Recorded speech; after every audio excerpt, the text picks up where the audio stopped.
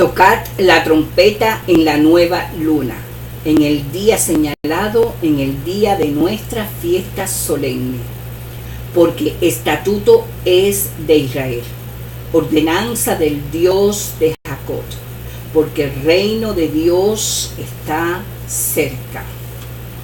Queridos hermanos, el objetivo de Dios, hermano, en la historia es la creación de una comunidad de personas que aman e incluyen a todos.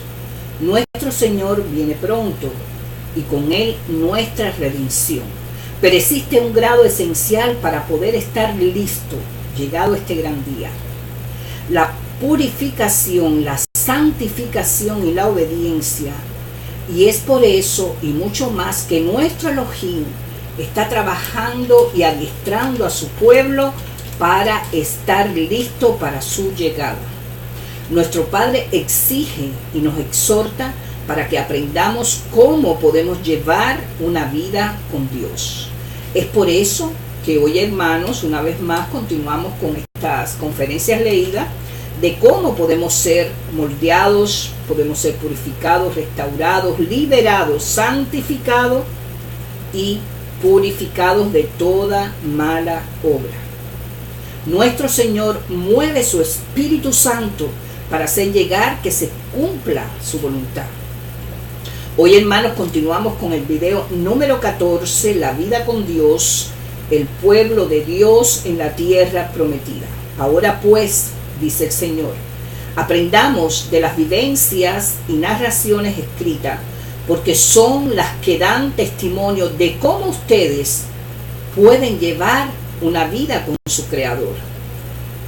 En estos finales de los tiempos, el Señor nos dice en 1 Pedro 5, 8, 9, vuestro adversario el diablo como león rugiente anda alrededor buscando a quien devorar, al cual resistid firmes en la fe.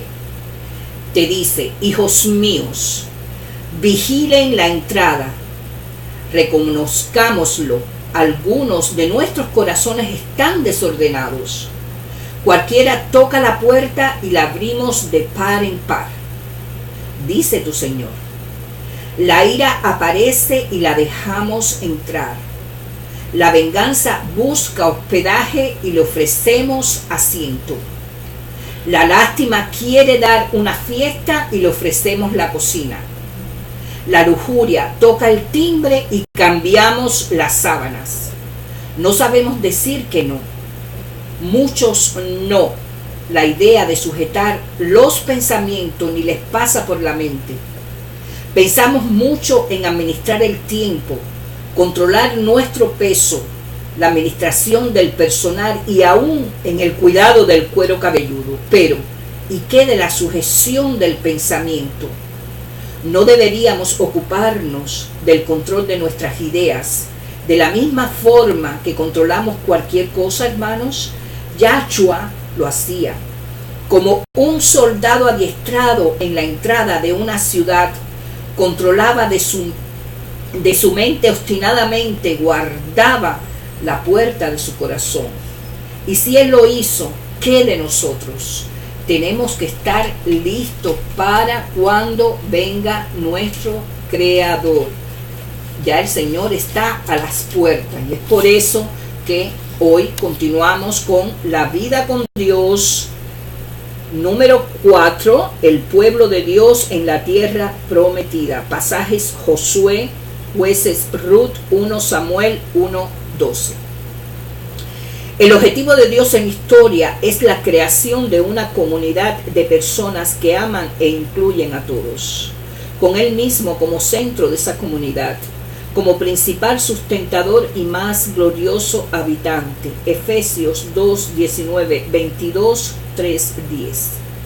La Biblia rastrea la formación de esa comunidad desde la creación en el huerto del Edén hasta el nuevo cielo y la nueva tierra.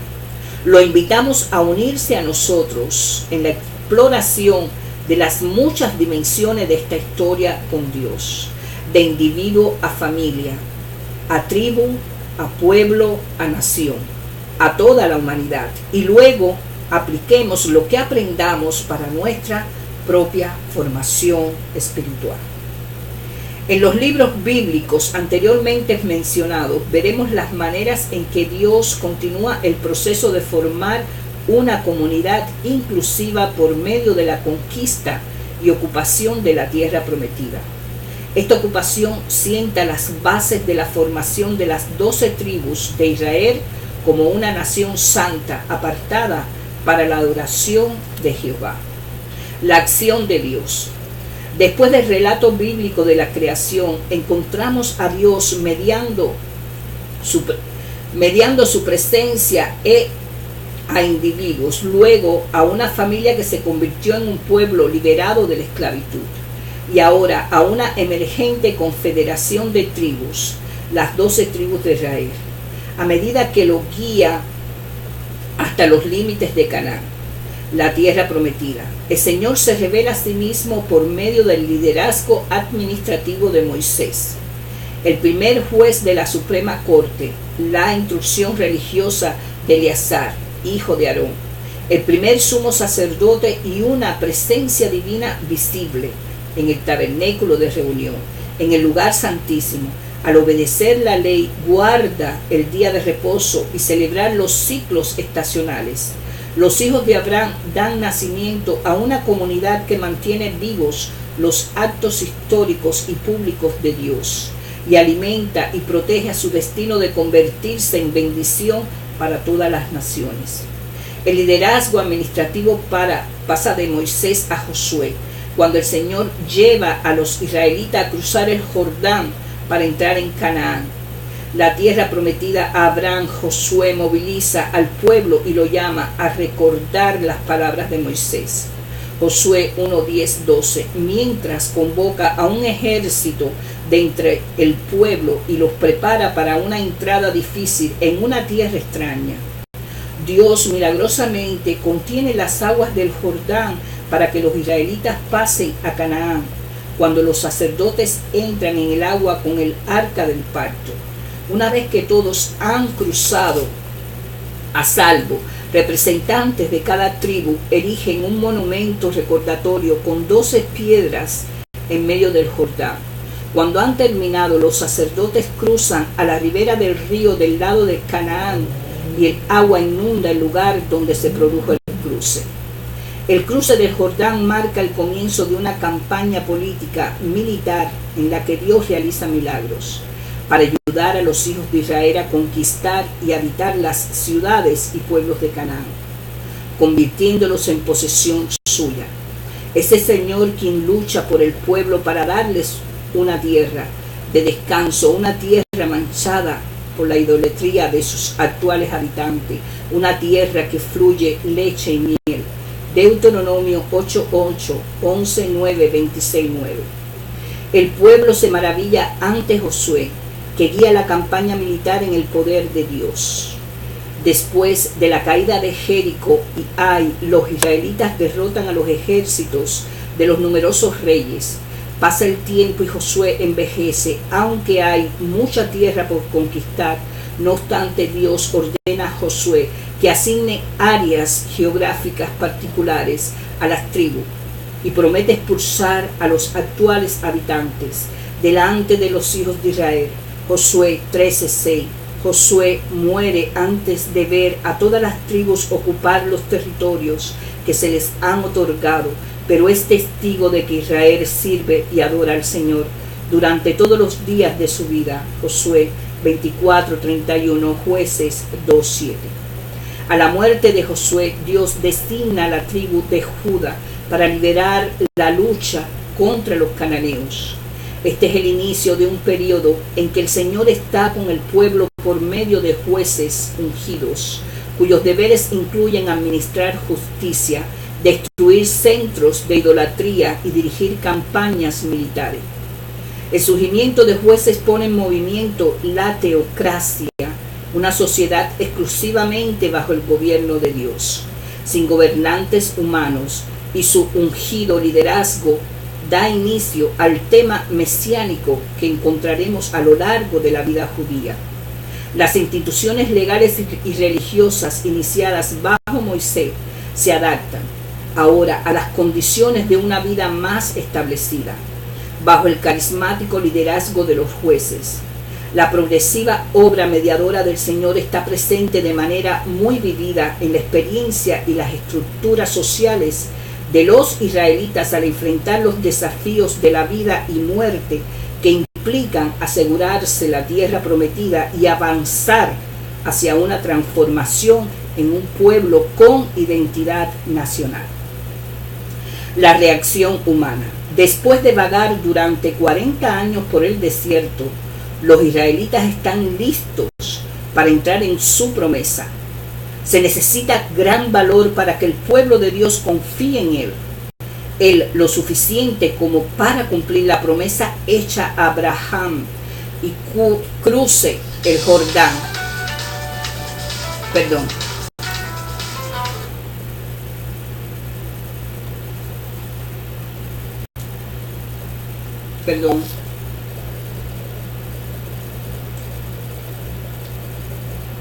Estoy apagando el teléfono, discúlpenme. Ok. A la muerte de Josué, Dios designa a la tribu de Judá para liderar la lucha contra los cananeos.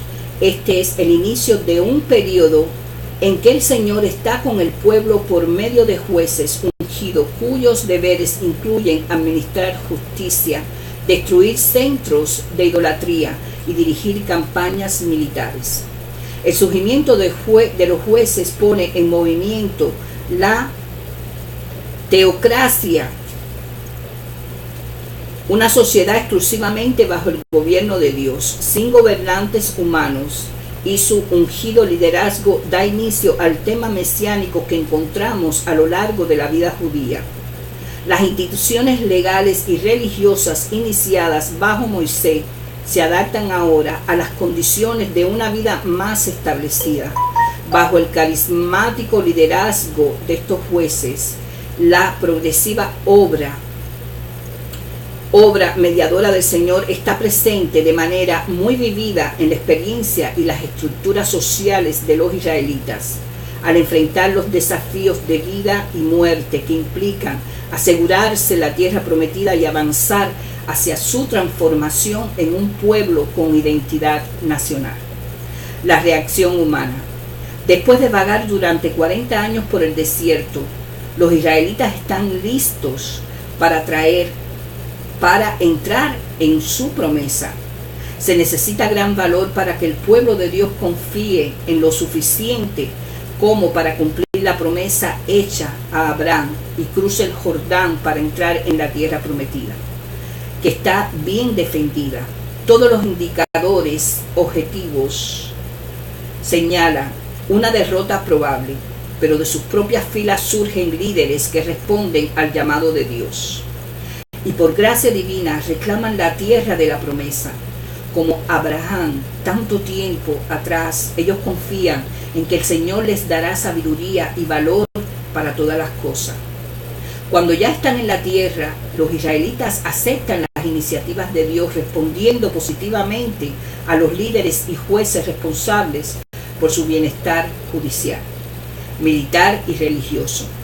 La misma admiración y alta estima con que el pueblo favoreció a Josué continúa después de su muerte, ya que el pueblo activamente busca y sigue el consejo de sus nuevos líderes, los jueces. El poder de esta forma aceptada de liderazgo se ve en muchos ejemplos. Cuando el pueblo acude a Débora para pedir juicio, Jueces 4:5.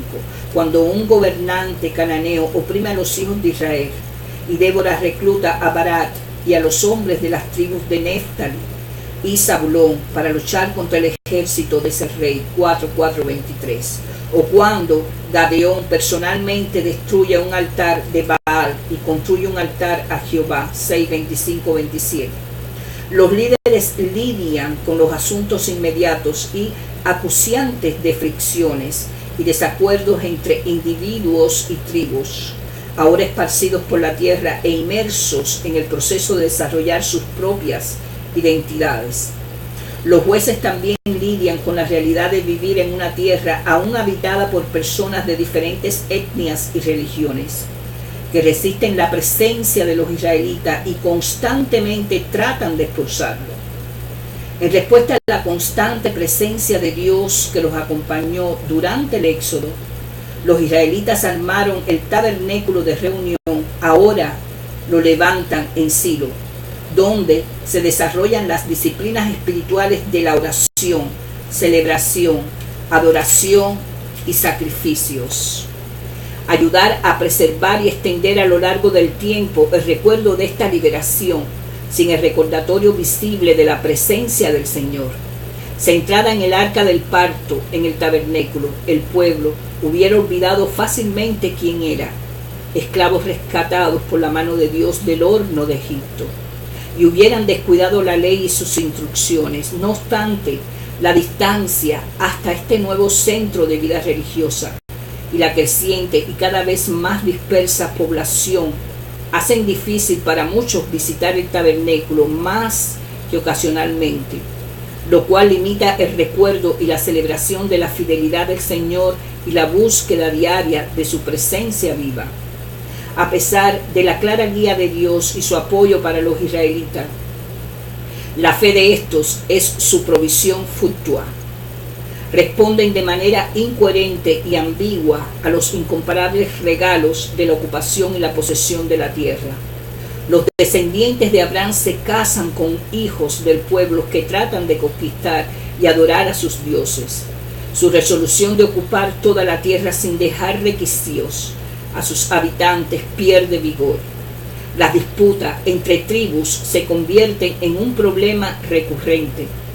Después de la triunfante entrada en la tierra prometida y las victorias militares registradas en Josué, y a pesar de la fe del pueblo en sus carismáticos líderes, el libro de Jueces cuenta una triste historia de desobediencia, desunión y disfunción.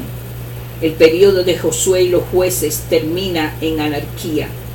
En estos días no habrá rey en Israel. Cada uno hacía lo que a bien le parecía. Juez 21-25. Bendiciones y beneficios para nuestra formación espiritual. Hay bendiciones y beneficios en esta forma de Dios con nosotros, uno de los cuales, y no el menos importante, es el descanso. Después de todos sus vagabundeos, los israelitas entran en la tierra, donde se establece con la posibilidad de convertirse en un pueblo de Dios unido. Al menos tienen un lugar en el mundo donde pueden vivir en la práctica su fidelidad a Dios. Las divisiones que habían exigido desde que los hermanos de José lo vendieron como esclavo pueden quedar atrás, porque ahora son un pueblo en un hogar permanente donde los celos entre hermanos y las rivalidades entre tribus pueden quedar a un lado, mientras todos adoran al santo Dios. Nosotros también necesitamos un lugar así, donde estemos en libertad de adorar al Señor y convertirnos en el pueblo de Dios desea que seamos.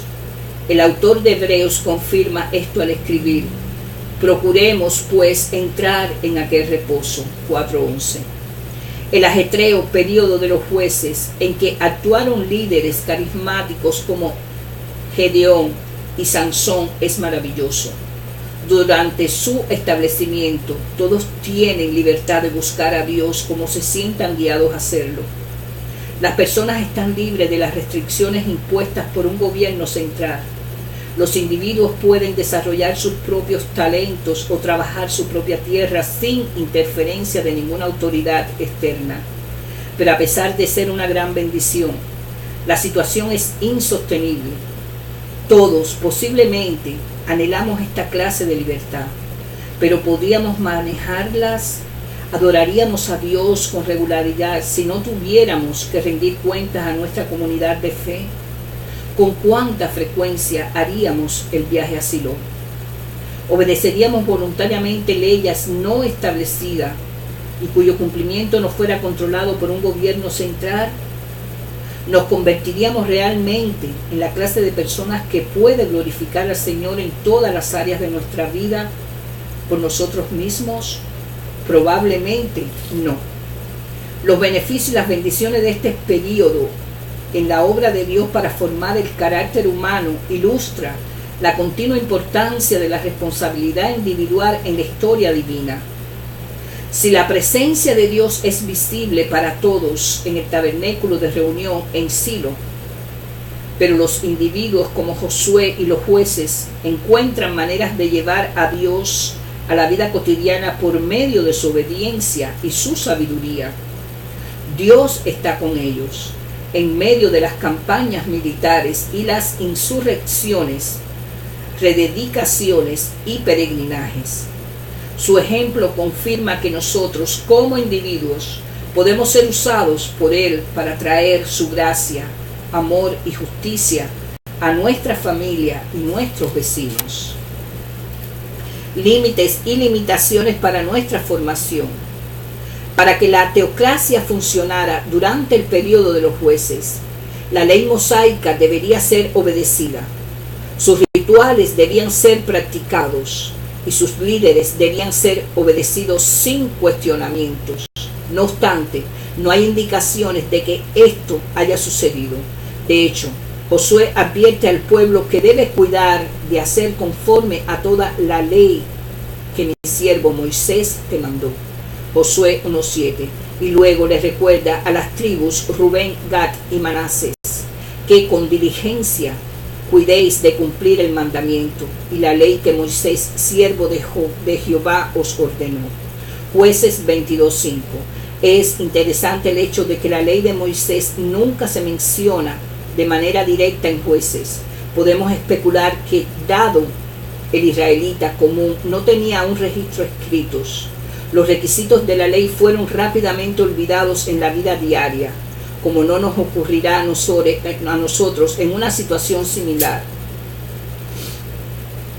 Como nos ocurrirá a nosotros en una situación similar. Las disciplinas de estudios y mediación de los preceptos de Dios estaban perdidas en ese tiempo de rápida transición.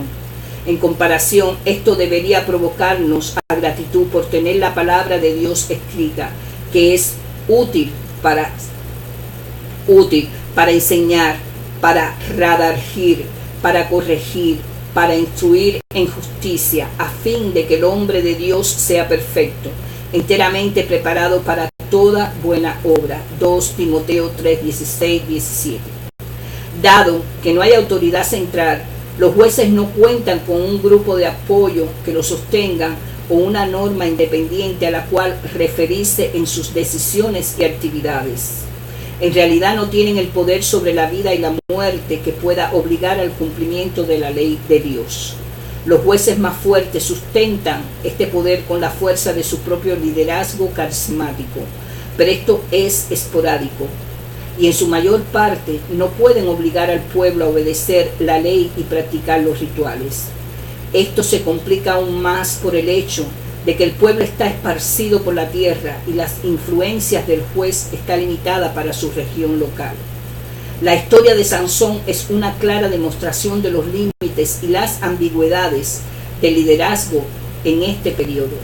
Aunque Sansón es único entre los jueces, ya que actúa decididamente para ejercer la fuerza sobrenatural, sobrehumana que Dios le ha dado, es una figura ambivalente, tendiente a sucumbir a la tentación sexual, a pesar de estar atado por un voto de Nazareo. Jueces 13:16. Su ejemplo es un argumento contundente a favor de la necesidad de apoyo espiritual de apoyo espiritual mutuo y rendición de cuentas individual, tanto para nuestros líderes como para nosotros mismos. Dado que la participación del pueblo de Dios en los rituales y celebraciones estacionales es esporádica durante este periodo, se construyen en las colinas altares y santuarios locales alternativos destinados a satisfacer su anhelo de rituales religiosos, así como el de sus cónyuges extranjeros. En un ambiente tal, muchos abandonan a Dios y comienzan a adorar ídolos paganos. Información e instrucción para nuestra formación. Una de las lecciones más claras para nuestra formación es que, con frecuencia, El carisma vence el carácter, como sucedió con Sansón. El peligro es que nuestros dones nos lleven a lugares donde nuestro carácter no pueda sostenernos. Vemos numerosos ejemplos de estos lugares donde ejemplos de esto en nuestra propia época, en políticos, líderes religiosos. Repito, vemos numerosos ejemplos de estos en nuestra propia época, en políticos, líderes religiosos, figuras educativas y del espectáculo. Cualquier edición de un periódico contiene artículos sobre personas notables que mienten, engañan, asesinan y roban, mientras sus responsabilidades carismáticas y atractivas las libran de las consecuencias de sus acciones. Con frecuencia, el brillo del carisma arruina la sustancia de la formación del carácter. Un recordatorio de que si Dios nos ha dado carisma natural o aún sobrenatural, debemos alinearlo con su reino y no con nuestros propios intereses. Segundo, el ejemplo de las luchas internas entre las 12 tribus debería motivarnos a trabajar para superar el ejemplo moderno del tribalismo en la fe cristiana. El denominacionalismo, podemos reírnos de la cantidad de facciones que hay en la iglesia, el número que se ha dispersado de 1900 a más de 355.000 durante el siglo XX y las razones por las que se producen tales divisiones, pero en el esquema general del reino de Dios son un desastre, aunque casi siempre comienza con buenas intenciones. Al final, el sectarismo aparta a los hermanos sinceros, llenos de fe, unos de otros, y daña la reputación del cuerpo de Cristo en general. Las divisiones en las iglesias del Señor no deben hacernos reír, sino llorar para vencerlas. Tercero, debemos hacer un esfuerzo especial para manejar correctamente el poder. El poder sin Dios es abusivo y destructivo. Abimelech, hijo de Jerobaal, mató a sus hermanos y eligieron a Abimelech por rey. Jueces 9:1-6. El auténtico poder del reino bendice, sana, ilumina y crea. Cuarto, cosechamos lo que sembramos. Si insistimos en reemplazar a Dios por los ídolos de las riquezas o el placer o la fama, entonces, como sucedió con los israelitas al final del periodo de los jueces, la mano del Señor estará contra nosotros. Es de esperar que experimentamos descontento en nuestra vida espiritual, disfunción en nuestra vida familiar y falta de armonía en nuestra vida pública. El único camino sabio es poner a Dios primero, amarlo con todo nuestro corazón, toda nuestra mente y todas nuestras fuerzas. Deuteronomio 6:5, Marcos 12:30. Finalmente, el libro de Ruth presenta un hermoso relato de fidelidad personal, cuando ella, uno de los odiados moabitas, y su suegra Noemí, una devota israelita, enviuda, Ruth elige permanecer con Noemí y ser fiel a su Dios. La fidelidad de Ruth a su suegra preserva la línea familiar, por medio de la cual en el cumplimiento del tiempo nace el Señor, el Mesías, el siervo encarnado. En Ruth vemos una maravillosa imagen de fidelidad de Dios, a pesar de la frecuente infidelidad de Israel, y un atisbo de la gracia que luego se extenderá a toda la humanidad.